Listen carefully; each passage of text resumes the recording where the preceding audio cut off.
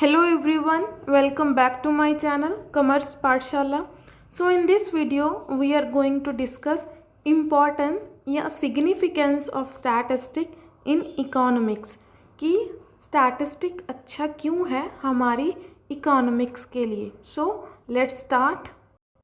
So the very one first point is quantitative expression of economic problem. What does it means? Statistics helps the economist to understand the economic problem through quantitative data. कि जो भी हमारी economy की problem है like poverty, unemployment या और भी कई प्रॉब्लम्स हैं, उनको अंडरस्टैंड करने में हेल्प करता है कौन? स्टैटिस्टिक. किस तरह? बाय प्रोवाइडिंग क्वांटिटेटिव या न्यूमेरिकल डाटा, उनको डाटा प्रोवाइड करके.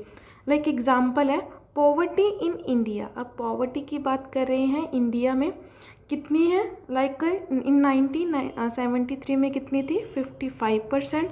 बट 1993 में कितनी हो गई थी ये? 36%. इट मीन्स क्या है, ये डिक्लाइन हो गई थी, मतलब फ्रॉम 55% टू 36%. और ये हमें पता कैसे चला? With the help of numerical data और with the help of statistic. So ये क्या है कि स्टैटिस्टिक हेल्प कर रहा है कि इसको इकोनॉमिस्ट को उनकी जो भी हमारी इकोनॉमिक की प्रॉब्लम है उनको अंडरस्टैंड करने में.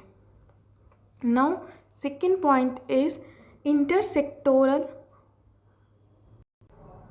and intertemporal comparison. So firstly we will discuss intersectoral comparison and later on we will discuss intertemporal comparison.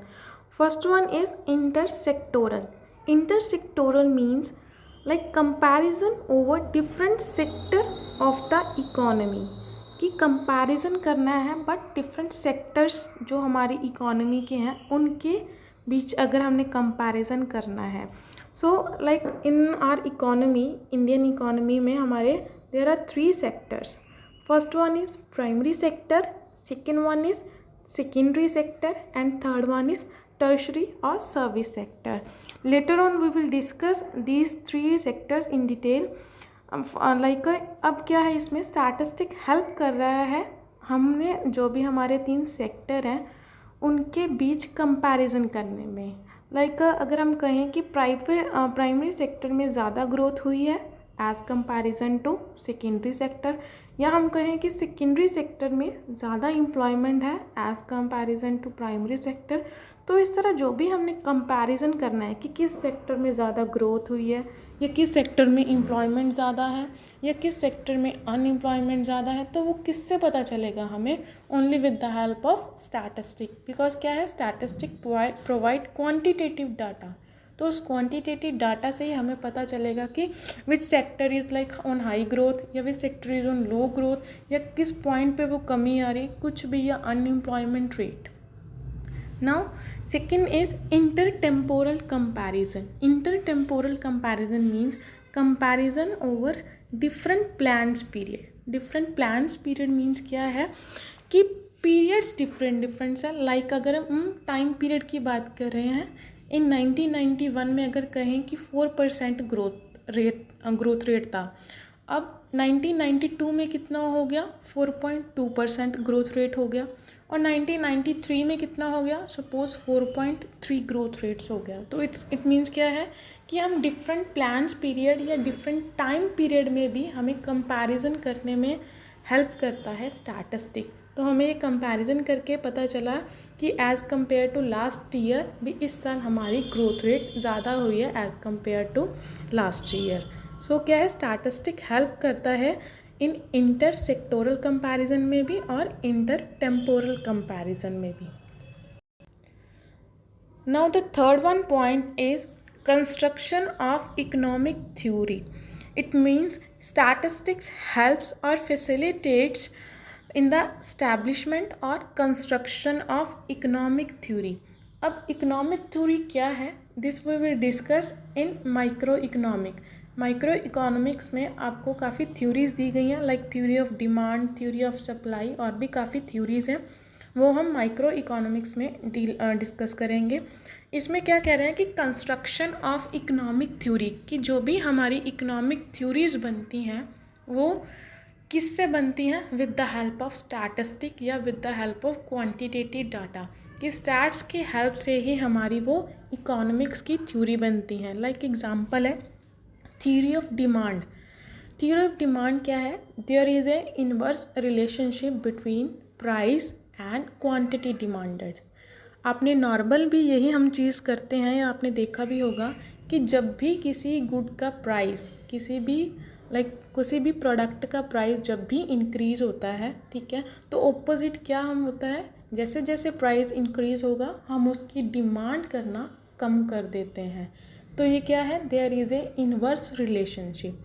तो जो भी हमारे इकोनॉमिस्ट थे, जो भी थ्योरीज़ को स्टडी कर रहे थे या थ्योरीज़ को कंस्ट्रक्ट कर रहे थे, उन्हें कैसे पता चला? उन्होंने जस्ट क्वांटिटेटिव डाटा देखा, स्टैट्स ने प्रोवाइड किया हुआ था, तो उन्होंने जस्ट क्वांटिटेटिव डाटा की हेल्प से यही एनालिसिस किया कि जैसे जैसे प्राइस बढ़ता जा रहा है, as the price increases demand continuously decline. कि डिमांड क्या है? कॉन्टीन्यूसली डिक्लाइन हो रही है। तो उन्होंने वहाँ से एक थ्योरी कंस्ट्रक्ट कर दी। कौन सी थ्योरी? Theory of demand. तो क्या है? स्टैटिस्टिक की हेल्प से या उस डेटा की हेल्प से हमने क्या है, ये इकोनॉमिक्स की हेल्प करता है just to construct the economic theories. Now fourth one point is working out cause and effect relationship. Cause means reason, effect means आपको पता है इससे क्या इफ़ेक्ट पड़ा। तो क्या है? Statistic helps to find out the cause and effect relationship. Statistic किस में हेल्प कर रहा है? Just to find out the cause and effect relationship. कि अगर किसी भी सिचुएशन का रीज़न ये है तो उसके इफ़ेक्ट्स क्या पड़े, तो वो हमें किससे पता चलते हैं? With the help of statistic only. So let's take a example of this concept. Like example, if there is low investment in our economy. अगर इन्वेस्टमेंट क्या है? कम है हमारी इकोनॉमी में, ठीक है, तो इकोनॉमिस्ट क्या है, उनको रीज़न फाइंड आउट करना है कि why investment is low in our economy, क्यों कम है। तो वो कैसे पता चलेगा? With the help of statistic only. तो स्टैट्स की वजह से हमें क्या रीज़न फाइंड आउट हुआ कि there is a decline in the demand, ठीक है, कि डिमांड में क्या है? डिक्लाइन थी या डिक्रीज डिमांड थी किसी भी प्रोडक्ट को लेके। तो अगर किसी भी प्रोडक्ट की अगर डिमांड ही नहीं है तो इट मीन्स क्या है? No sale of that product. If no sale then no profits. अगर if no profit then no investment. अगर प्रॉफिट्स ही नहीं होंगे तो आप इन्वेस्टमेंट आगे कैसे करोगे?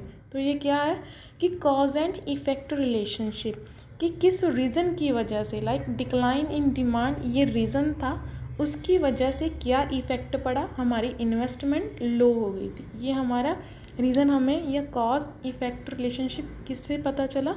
With the help of statistic only.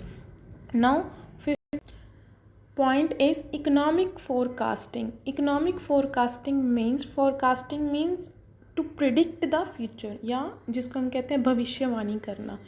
तो स्टैटिस्टिक किस में हेल्प करता था? इकोनॉमिस्ट की, to just predict the future, कि इन फ्यूचर ये वाली चेंजेस हो सकती हैं। एग्जाम्पल है, जैसे जैसे हम वो पुराना ट्रेंड देख रहे थे, 1991 में ये ट्रेंड था। कोई भी एग्जांपल, जैसे प्राइस लेवल की एग्जांपल यहाँ पे है कि लास्ट ईयर इतना प्राइस लेवल था, और पिछले 10 ईयर में हमने देख लिया कि पिछले 10 सालों में इतना प्राइस लेवल है। होलसेल प्राइस भी हो सकता है, वो रिटेल प्राइस भी हो सकता है।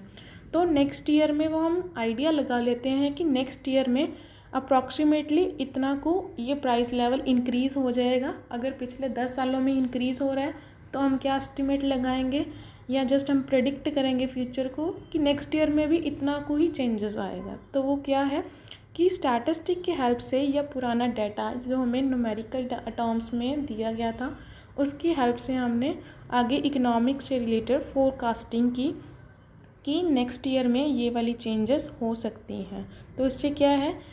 हेल्प होती है जस्ट फॉर फ्यूचर प्लानिंग में, कि जो भी स्टैटिस्टिक है हेल्प करता है इन फ्यूचर प्लानिंग में। Now next point is formulation of policy. Formulation of policies means कि जो भी हमारी इकोनॉमी से रिलेटेड पॉलिसीज़ हैं वो किस में हेल्प करते हैं, वो मतलब कैसे बनाते हैं हम, with the help of statistic data only. तो जो भी हमारी इकोनॉमिक की डेवलपमेंट से रिलेटेड पॉलिसीज़ होंगी वो कैसे हम बनाएंगे, ये इकोनॉमिस्ट किस चीज़ को यूज़ करते हैं, ओनली स्टैटिस्टिकल डाटा को। आपको नॉर्मल एग्जांपल मैं दे रही हूँ। अगर हम आपकी क्लास का जो भी टेस्ट ले रहे हैं, ठीक है, तो हम उनको क्या है, रिकॉर्ड करते हैं एक रिकॉर्ड रजिस्टर में, ठीक है। तो हमने रिकॉर्ड करने का पर्पस क्या है कि हमने डाटा को रिकॉर्ड किया कि आपके कितने मार्क्स आए। कई पर्सन्स के बहुत अच्छे मार्क्स आए, हाई परफॉर्मेंस रही, कुछ बच्चे एवरेज परफॉर्मेंस पे थे और कई बच्चों की लो परफॉर्मेंस थी। तो यह हमें किससे पता चला, ओनली डाटा से। तो आगे हमने प्रिंसिपल सर को ये डाटा प्रोवाइड किया, तो उन्होंने एनालिसिस करके किया कि हमें कुछ ना कुछ तो करना पड़ेगा इनकी परफॉर्मेंस को अप करने के लिए, जो काफ़ी डाउन है।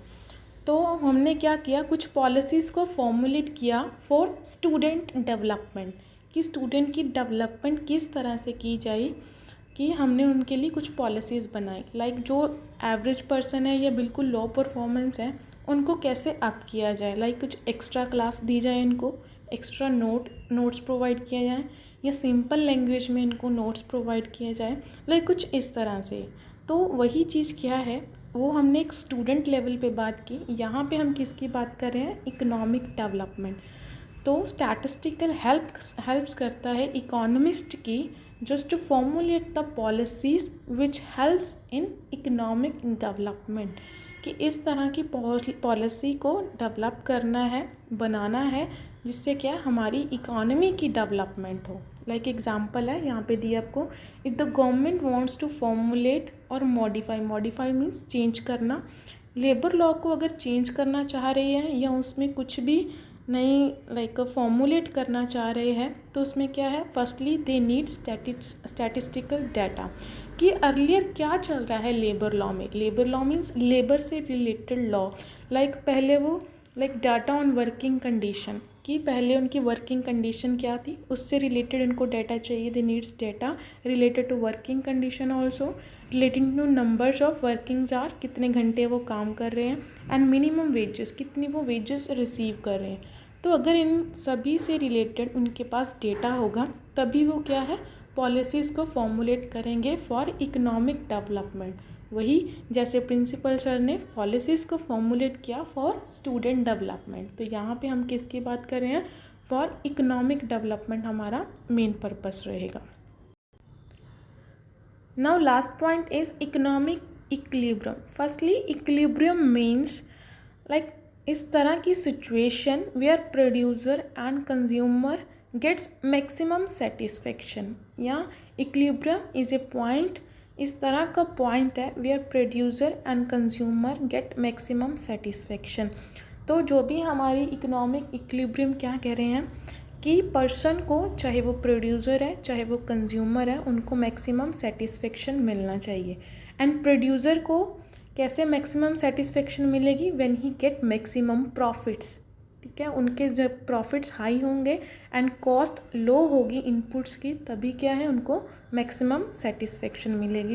एग्जांपल है आपको दिए, how the producer choose the combination of inputs, इस तरह उसने कॉम्बिनेशन ऑफ इनपुट्स को चूज़ करना है so that he can get maximum profit at low cost, कि कॉस्ट उसकी बिल्कुल लो होनी चाहिए एंड उसके प्रॉफिट्स बिल्कुल हाई होने चाहिए।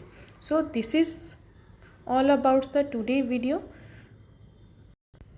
If you like the content of the video, please hit the like button and share with your friends, and don't forget to subscribe.